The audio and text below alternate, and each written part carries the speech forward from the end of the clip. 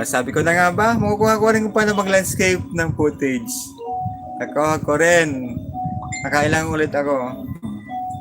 Ayan. I'm live. I'm live sa YouTube na naman. Hirap talaga yun ito. Kaya talagang buhay sa, no? Sa buhay sari-sari. Ayan. Kapag gabi, wala nang bumibili kasi ano na eh, medyo alas 7 na. At siguro dahil doon sa natakot doon sa sabi, ang iBag ko, ang dami na. Padamihan ng iBag. Talaga oh. Ano ba dito? Padamihan tayo ng iBag. Ayan. Kita lahat ng iBag, tatlo na iBag. Ay, buhay ni. Ini ang ano. Okay. Ayan. I'm vlogging myself. Liz, magaling ah. Dati ka talaga. Katapos, nangigibong pa lang ganun. Pag gusto ko sa likod, ang i-shot niya sa likod, uy, gigibo siya mag ano. Uy, pwede. Pwede pala niyan. At tapos, ano pa pwede kong igigibohon? Pag gusto kong i-shot ang salinutan, pipinutan ko din sa may gilid. Ganun ba yan? Subukan nga. Doon naglipat. Parang shoot. Ayan. Nilipat mong galaran. Tada ulit. Oh, good. Good to go. Ayan. Ako pa lang talaga kaya experience ay. Ako lang sa diri nahihilig dito sa camera. Let's go. At pupunta tayo dito sa ating store. Pero mas maganda pag may ilaw. Ayan, naka-live stream tayo. Sa sa YouTube. Good morning, good evening. Ay, good evening pala. Ayan. Kita na ano ko ah. Super. Yan. Ganito ang buhay sa sari-sari store pag wala nang bumibili. Kasi gabi na eh. Siguro alas 7:14 na ng gabi. Ngayon po, kanina po nakailang beses pa ako tayo mag-live kasi gusto ko nga matuto doon sa hindi ko pa alam. Tapos andun lang pala sa screen kung paano papalitin yung camera, yung saan ang tingin ng camera, tapos doon naman isa naman kung paano mag-landscape ng shot. Tapos andun lang papipindutin. Sawa ng Diyos na ako din nakadiscover. Kasi sabi ko na nga ba, habang tumatagal, unti-unti po tayo natututo ng iba't ibang style. Tapos nakuha po natin kung paano ba talaga mag-shoot na at paano gamitin si YouTube at sa yung ating cellphone. Kasi ang ginagamit lang naman nating pang shot ay cellphone. Madaling sabi, cellphone lang po ang gamit natin at hindi po yung camcorder. Pero sa po na maganda naman po ba ang shot, di ba po ba? Ayan. Kaya lang siyempre, pag minsan, mahinang, ewan ko ba? Pero pag minsan, nakakailangan na magsalita din sa harapan ng camera. Siyempre, conscious tayo. Wow, ang dami ko nasabi ko ang iBag. Pero, ang good news noon at marunong na ako magkumuha ng naka-landscape. Kasi dati, yung naka-record lang, yung na-record mo lang sa cellphone, di ba? I-record mo lang yan, tapos ka. Ngayon po, ang ginagawa ko na, sa ngayon po, natutunan ko naman dati na laging naka-portrait. Dinidiscuss ko ma-discover paano ba yun nag-work. Tapos, nagawa ko, nakita doon na, doon pala sa setting lang pipindutin. Yung parang taong drawing, taas, pag pinindot mo, ayan na, naka-landscape na. Pero pag naka-ano ka ng live na siya, hindi mo na siya mababago. Yun ang pagkakaiba doon. Pero so far, natuto rin tayo ngayon. Yun ang bago ko na namang natutunan sa araw na ito. At yung mga hindi pa po sa amin nanonood, sa aming channel, please, manood po kayo, subscribe po sa aming channel, Buhay Sari-Sari. Kasi po, the more po na may mag-subscribe sa amin, yung chances po natin na makita po tayo ng ibang tao ay siyempre medyo lalaki ng kaunti. At yun naman pong sabi nga niyan, may palagi sa amin nagpa-shoutout si James, ano bang pangalan, honey? Pero hindi ko ma-memorize ang pangalan nun. James Balyari. Si James Malyari. Shoutout po sa iyo. Thank you sa palagi ka sa akin. Yung taga Balatas. Palagi siya nanonood sa amin. At meron pang isa yung si Enrile ba yan? Enrile ba yan, honey? Si Royce Enrile. Thank you very much sa comment mo kasi kahit pa nakakatulong naman sa aming pag-build up. At ang maganda po nun, siyempre ngayon po live na, pwede tayo mag-shoutout ng live. Hindi dati sa naka-recorded, medyo ano pa po yan. Ngayon, outright, pwede natin pa tayo. Ano po ngayon ang aking pong natutunan, i-recap ko na po kasi baka naman mabot ito ng 1 oras tapos po may nahihirapan naman ako mag-edit.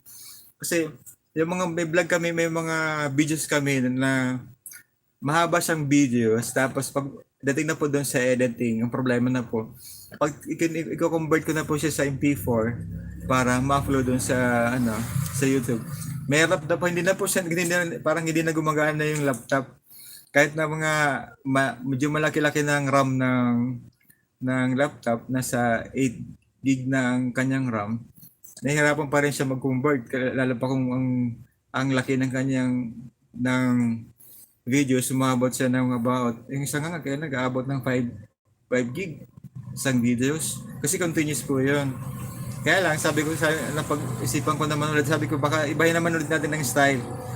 Puputol-putulin natin yung videos para sa editing, medyo hindi gano'ng mahirap. Kasi pag continuous, ang pag nag-edit dun sa kasi yung ginagamit lang namin pang edit dun sa videos, yung bang naka-built-in na dun na software dun sa laptop, yun lang ginagamit namin. Kasi wala pa naman tayong pambili ng Pero, naisipan din namin na parang gusto ko na rin bumili ng Filmora na subscribe. Kaya medyo may cost pa. Sabi ko siguro pag medyo may budget na naman ulit. Siyempre naman, madami naman tayong priorities, hindi lang naman. Kasi ito naman kasing vlogging, para bang sa akin naman, inisip ko ito para lang siya namang investment in the future. Kasi the more kang nagagawa ng mga videos, the more din siguro na mabibuild up yung ating skills. Pag na-build up na natin yung skills, then go on. Move on naman sa another level. Kaya naman kasing ginagawa namin. Kasi hindi naman tayo, di ba yung mga professional na cameraman, na meron silang alam kung paano mag-shots. Sa akin naman po, wala pa naman tayong ganong skills. Sabi ko nga dun sa aking naunang vlog, na nagla-live, sabi ko, ang pagandaan kay YouTube ay lahat ng tao ay welcome ka mag-vlog, welcome ka mag-share ng iyong idea. At ang isa pa po doon, ang magandang natututunan po dito. Kasi habang tumatagal, habang madami kang ginagawang mga videos, natutunan mo na rin kung paano humarap sa camera at yung magsasalita.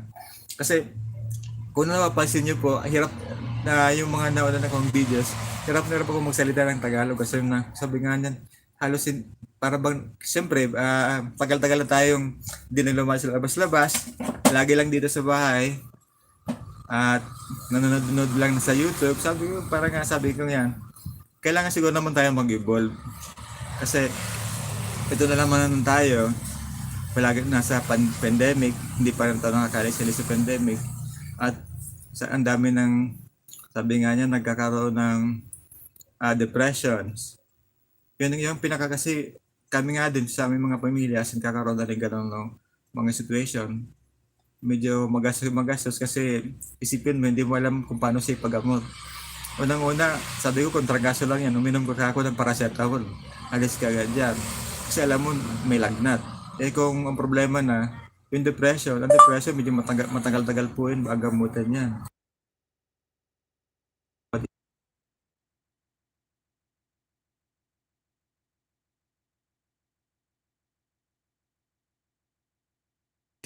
Google Assistant. Anyway, siya, hindi yun na-record. Si Google Assistant bigla na nagpa-pop sa aking cellphone. Ewan ko ba, inalis ko na to yung apps na yan, tapos bigla nang lumalabas. Back to the topic na po tayo. Ngayon po, siyempre, habang pong tumatagal, mas lalo po tayo nasasanay humarap sa camera. At minsan nga po, naku-conscious na rin ako humarap kasi isipin, we're not getting young, nakikita ng mga pligi sa mukha, nakikita ng eye bag, siguro kakaisip ko na naman mag-vlog.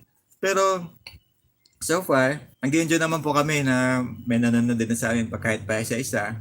Sabi ko nga niyan, nung mag-start kami ng business, sabi ko, ang binta ko lang po noon ng isang araw is 120 pesos. The year 1999. O ngayon po, ayaw ko lang i-mention kung mag-ilan naman pong binibinta namin kasi may rap na po. Kasi ayaw ko naman po mag-ibang kung magkano po yan.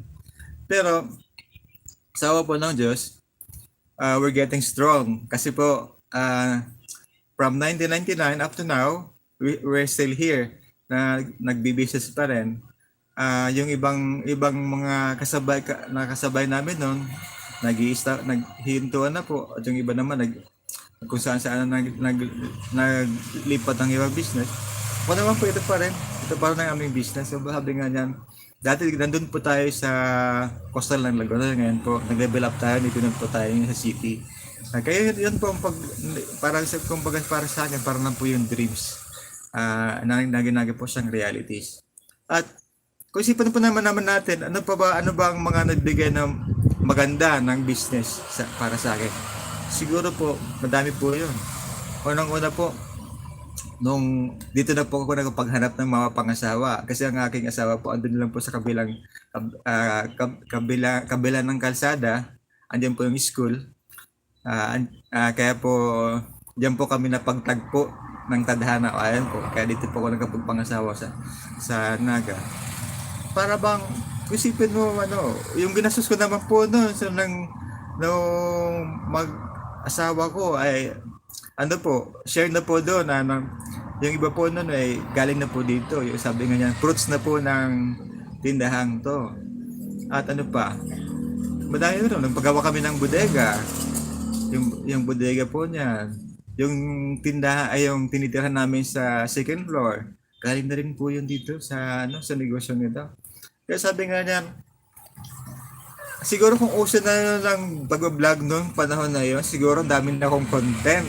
Kasi isipin mo nun,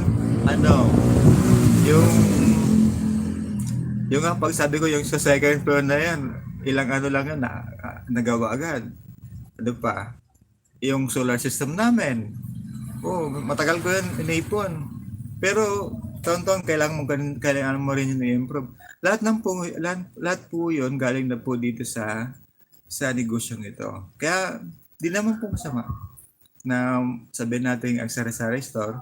Kasi ang sari-sari store, kung titingnan niyo po, parang ang impression ng iba, meron akong nakausap noon, dati siyang government employee by that time. Tapos, nung mag-retire, malapit na siya mag-retire, parang nasabihan niya, nagsabi sa akin ang sari-sari store daw po, parang walang future. Parang gano'n ang pakamen, niya nun. Ibang punto ang kanyang binitiwan. No? Sabi ko, nakaka-degrade. Kasi, di ba, lahat naman hanap buhay, dapat, sabi nga, pantay-pantay lang, no? Hanggat kumikita ka. Kaya lang sabi ko, ang kaibahan ng sari-sari store, wala kayong uniform, hindi ka maglalagin kasi pagbukas mo ng tindahan mo, yan na po ang yung mismo paglalagin. At pag maglalagay at pag-sara mo na ng tindahan, all in one, ikaw po ang gagawa noon. Ayan po, ang mga Tapos, nung makita ko naman po yun, ulit, nang mag-retire, nakapag-retire na po siya, doon ko na po napagtanto. Mas maigi pala ang aking ginagawa kaysa sa kanya. Kasi nang siya po yung nakapag-retiro na, siyempre pag nakapag-retiro, madami na pong iyong pera. Tapos makalipas ng ilang taon, ano, parang wala na. Parang hindi ko nakita na naging siyang successful. Kasi ang pinagbibili niya, bumili ng sakyan, bumili ng pang-passenger na ano. Kaya, hello po kay Joshua James. Joshua James, na-greet lang kita. Na-shoutout lang kita. Alam mo kasi, yun po ang ma-experience ko dito sa Sari-Sari Store. Kasi, nung para bang iniisip nila, po, thank you po sa pag-watch sa Balatas ng City. Si Joshua talaga tayo. Alam mo, Joshua, palagi kita nakikita doon sa sa vlog ni doon sa vlog ni Pinoy ba yan? Pinoy vlogger ba? Ano ba sa Pinoy, basta gano'n ang sa YouTube. Pero nakikita ka, palagi kang nakadoon, nanonood Anyway, back to the topic po tayo. Kasi doon sa, di ba sa sa mga negosyo naman, doon mo mapakukumpare ang sarili mo sa kanila kapag tumagal ka na. Kapag nakita mo sila tapos andyan ka pa rin. Oo, ay tama pa, pinaalala mo sa akin yung Pinoy vlog. Doon. Tapos, sabi ko nga sa Ja, gusto ka magpapalit na Atlantic? Pwede. may bibili. 1,000 na buo. Pababarya? Ako ang mapabalis. Ako ang mano sa imo ng barya. Okay. Sige. Sa iya kaya. Pas nagsildo ka na. Nagsildo ka na. Dahil sa tindahan niya, pag gano'ng magpapahanap. 4K? Oo. Tiga 20s? 20 tapos wala ang 15. Teya, pa-check na Teya. Check mo na, babe. Ayan, habang tayo nakikipag-intern dito sa YouTube. Ayan, ay makapalit daw ng bis. Madami daw siyang barya. Gusto niyang mabuo yan. Kami, Joshua James, dito lang naman kami sa Naga. Dito po kami sa Calawag. Dito sa dito lang po kami ang aking place. Kaya nga, dami akong trial and error na ginagawa ko sa pag-vlog kasi dati hindi pa na-activated yung pwede ako mag-live. And then later on, napansin ko, na pwede na pala, kaya dami, halos, katapos lang mag-live. Opo, kasi, hindi naman tayo bitira na mag-live kasi first time natin na mag-live sa YouTube. Di ba iba naman kasi yung sa YouTube tapos iba naman doon sa Facebook. Kasi sa Facebook parang normal wala doon ng rules. Pag pinindot mo doon ng live ka na agad. Pero sa YouTube, meron silang rules. Kailangan mo kagad dapat maabot mo 'yon. Ayun po. Katapos na mag-live ni Pinoy Vlog po ngayon. Ganun po ba? Galing-galing mo. Palagi ka nanonood talaga. Nakikita lang kita pag umaga. James. Ikaw talaga, James, ay. Ang pangalan niya is, Joshua James Boragay Malyares Vlog. Talaga itong suki ko na to sa akin, sa mga videos ko. Talaga to si James. Ayan naman mo, James. Pag sumikat tayo, James. Sabay-sabay tayo sabi nga niyan, mag-vlog tayo dyan sa sentro ng Naga. Iikotin natin ang palengke. Kasi ang palengke, di pa na picture yan. Ikaw ang una. Ikaw ang una makikisama. Kasi sa market, naisip ko nga doon mag-vlog. Ang problema doon sa market, kaya ang worry ko doon, baka kung may snatcher, baka may snatch yung gamit natin. Kasi ito lang naman ang gamit ng cellphone. Alam mo naman ang cellphone ko yan. Parang sa dyan sa pag lumabas ka, pag pumunta ka dyan sa may part ng ilalim ng market, tapos medyo na medyo nalingat ka lang kaunti, delikado ka doon kasi baka mawala ka ng gamit. Sa plaza, susubukan po natin. Kaya lang, gusto kong subukan yung naka-live doon sa plaza. Kasi, parang mas maganda kasi pag naka-live ka, kasi sabi nga niyan, yung mga nag-view sa'yo, pwede mo silang makausap. Unlike doon sa recorded, pag recorded kasi, hindi mo na sila ano, pag, minsan kasi sa editing, lalo na pag medyo mahabang lakaran namin, pag umaga yan, ano yun, ano po yun, naabot siya ng about isang videos, naabot siyang 5 gig. Kaya mabigat sa computer pag nag-editing na. Kaya minsan nahirapan ako mag-editing. Sabi ko, mute ko na lang yung ibang mga, mga pinag-uusapan namin. Kasi minsan, meron doon mga pinag-uusapan hindi pwede sa public. Kaya talaga. Pag maganda-ganda ng panahon at siguro pwede tayong magkakita-kita doon sa sentro. Para naman, sabi nga niyan, yung ano ko ay, yung masugid kong tagapagpanood ng aking videos. Alam mo kasi sabi ko nga yan sa mga tao dito sa amin. Madali ko natin subukan na ibig sabihin, sa dami ka ako ng tao dito sa dito na lang sa amin sa Calawag. Kung every person ka akong magbo-vlog, magta-try sila mag-vlog sa kanyang bahay. Sabi ko sila, yun na lang ka ako magtulong-tulungan bawat isa.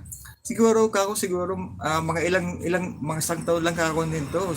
Siguro meron na lang silang extra income. Kasi isipin mo yung madami kasi kaya naengganyo ako mag-vlog kasi dati yung mga nagwa-vlog sa experience nila, naabot nila yung 1K, sumasahod sila sa kanilang videos ng abot nga ng 5,000 to 6,000 a month. O, hindi na yun mahirap, di ba? Ayaw nga pala kapal si Boss Karip. Oo.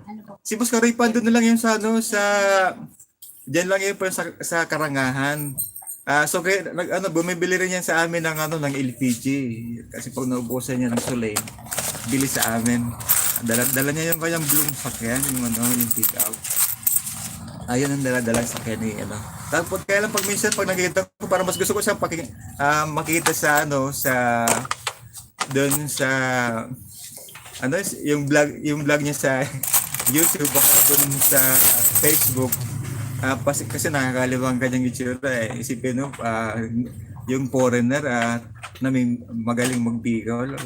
Iba yan, ibang trip. Kasi sabi nga yan, ang Pilipino kasi, kapag nakakita ka ng ibang race, tapos nagsasalita siya ng ating wika, ay madali po tayo para mana-amaze tayo na, pwede. Di ba? Kapag mga foreign nagsasalita. Kaya sabi ko nga noon dati, parang gusto kong magsalita ng English. Kaya problema ko naman sa nag-i-English ako. Alam mo na, Carabao English pa siguro pwede. Pero kung mag-salita tayo may English, mahirap po yun. Talagang mahirapan. Siguro kung pa-practice-practicein ulit natin, baka sakali kasi yung pagtatagalog ko nga, hindi pa maayos. Ganun talaga. Nagkikilo ng bagas ngayon.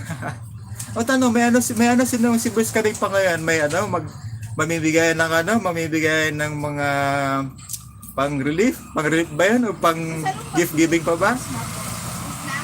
Buto si Boss Karip at marami na yung kita di ba? Milyon na siguro ang kinikita niya kasi isipin mo sa kaya Baka siya nagkikilo. Hindi, nagkikilo na daw kasi nagkikilo na siya Pero yun nga po ang kagandahan sa ngayon, sa panahon ngayon. Kasi pwede mong gamitin ng social media in a positive side na makatulong ka sa ibang tao at matulungan mo rin yung sarili, di ba? So, saan po? Daigdi sa tindahan. Diyan sa tindahan ninyo. Dahil si Boss Karip, ang alam ko, yung taga-Karangahan yan. Nandiyan yan sa Karangahan. Gusto mong sabihin, James. Kaya palang permi ka nagdadala sa kuway. masugid na ka tagadala. Siguro pa rin ka mayasa nagdala. Alam mo kaya James, ang ginigibo ko makaili sa store pag halimbawa araw kayo ng gayang manang Parabakal tapos ng Barakalang, yaw na yan sa internet, nakapokus na yan. Okay naman, pag bakanting oras, yan ako naman sa pag-editing. Nag-aadal ako ng ibang style sa kung paano ko doon sabi ko, paano doon ako itong may nagpa-flash niya ako sa screen? Paano doon ako itong video layering? Nakakulong talaga. Sabi ko nga niyan, dami nating matutunan nito along the years. Kaya practice and practice lang kako. Kaya don't worry sa kako kasi si YouTube naman, ang kagandahan kay YouTube ay hindi ka naman sabihan na ang video mo ay crappy o ano pa man yan. Basta wala naman sinasabi nga, di ba? Hindi naman yan na nare-reject unless iba pagpapakita ka doon ng hindi kaya doon sa kanyang alituntunin. Pero ang mga store naman kasi, balik tayo sa store. Kasi dito nag-umiikot ang aking buhay sa store. Ang negosyo kasing store, sabi nga niyan, madali siyang buksan, madali rin siyang magsara. Kasi 'di ba, ang sole proprietorship tayo. Pag sole proprietorship po, pag namatay na po yung may-ari, kasabay niya pong mamatay ang pangalan na 'yon. Hindi siya pwedeng pamana. Unlike doon sa corporation na yung corporation, pwede niyang ipamana sa kanyang mga kapamilya. Yun po ang difference noon. At isa pa, mas maganda sa ganitong negosyo na habang nag-i-start ka pa lang, huwag mo siyang asahan na siyang magbibigay sa iyo ng pagkain mo araw-araw. Hanggat hindi pa siya nakakatindig sa kanyang sarili, dapat meron kang ibang other source of income. Sabi nga niyan, habang kumbaga sa pananim niyan, yung plants na yan, habang seeds pa lang siya, alagaan mo siya ng kaunti-unti. Kasi sabi nga yan, hindi mo naman kailangan madami ka kaagad na binta. Ang importante, nagsimula ka na.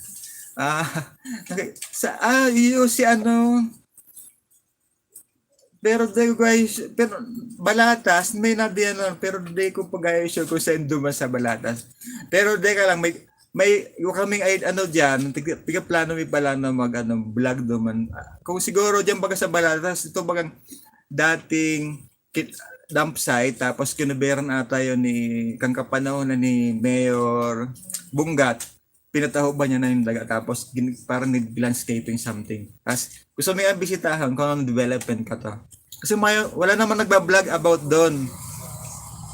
Wala naman tayong tinatapag doon about politics, kasi ayaw ko ng politics sa vlogging, kasi lalabas na magiging tayong partisan. Ang gusto ko lang naman i-show doon na yung nakaraang panahon, meron din naman silang nagawang maganda.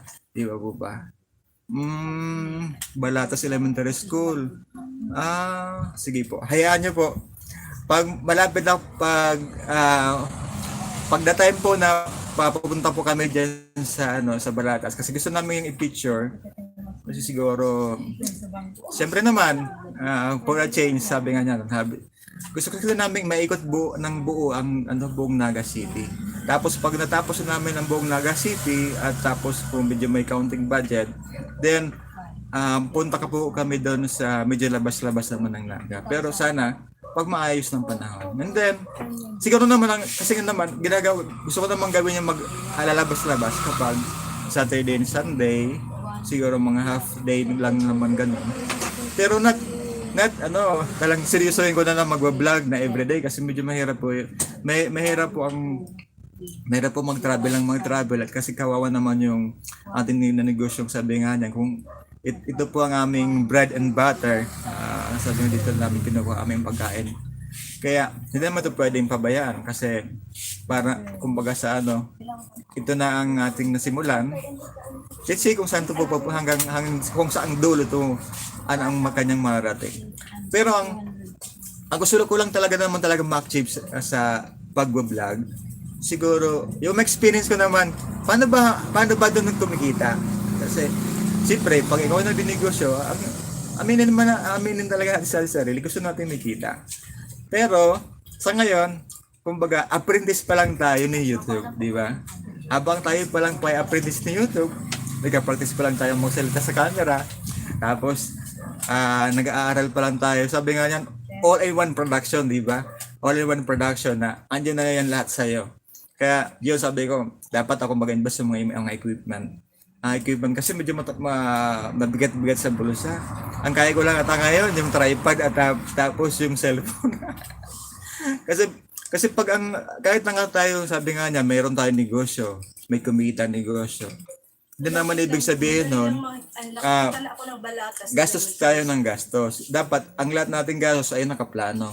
Kasi yun ang kagandahan ng nanninegosyo kasi pinaplano natin ang paggastos. Unlike doon sa ikaw po ay nakapag-employ ka, nagtatrabaho ka sa DERCON o kaya andun ka sa ano. Hindi mo na pinaplano yung expenses mo. Ang iniisip mo lang, gastos ako ngayon kasi pag kinisinas ka tapos yun, sigurado ako kumikita na.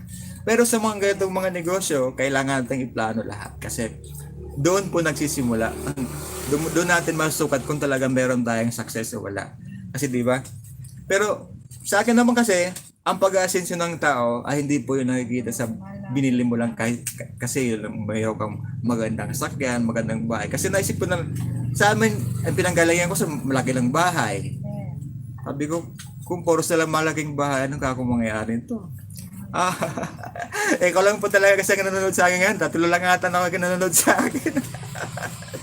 Pero, ganito nga po yan. Habang sabi nga niyan, habang at may gustong manood, hanggat parang tinatino mo yun, no? Experience mo na yung mag-open ka pa lang store. Sabi nga niyan, na magsimula ako, ang binta ko lang noon buong maghapon. Alam niyo po ba yun? 120 pesos. Kaya hindi ko po yun makalimutan noong 1999. 120 pesos, full day, sabi ko, mas malaki pa ako yung pinang-isna ko kaysa ako sa nabinta ko sa isang araw. At kung bibintahan ko ng ang kita ko yun, baka hindi pa yun mag-10 piso. Oh. Pero, ang kagandahan naman kasi, pag nagsimula ka na, at meron ka talagang vision to pursue, sabi nga niyan, lahat ng yan ay malalampasan mo kapag hindi ka nag-give up. Kasi pag nag-give up ka na, sino pa magpapatuloy niyan? O anong career ang gusto mong kunin? Kasi, isipin natin, magandang isipin na lahat ng tao ay mag-career, mag-opisina. O isipin natin kung lahat nila mag-office. Sino pa mag-work dyan sa mga farm? O sino pa, yung mga cycle na yan, pag madami ang gap, madaming gap sa situation, madaming problema ang kaharapin ng ating bansa. Kaya ang naisip ko, ano ako, ba't di tayo doon naman tayo sa kabilang line? Sabi nga niyan, huwag tayong, kapag sinabi na uso ngayon ng puros na lang, di ba noong panahon na nauso yung mga caregiver, halos lahat na lang na school, nag-open ng caregiver. After 4 years or after 5 years, natapos na yung demand, natapos na yung demand, wala na silang career. Wala pa rin silang career. Kaya sabi, Honey, mag-alas dapat, 8 na. Magsasara na pala ka lang kami. Okay po. Yung hindi pa po nakapag-subscribe sa aming channel, please subscribe sa aming channel. And sana nga po, pag dumami na po ang ating mga subscriber, then get together. Pag may kita na po tayo. Sa ngayon po, wag po niyo pong kakalimutan, ang Buhay Sari-Sari VSS TV. Andito po lang po yan sa Calawag. Ang aming pong store, malapit lang po sa may barangay Halang Calawag Elementary School. Bye-bye and good evening po. Hindi ko pa yun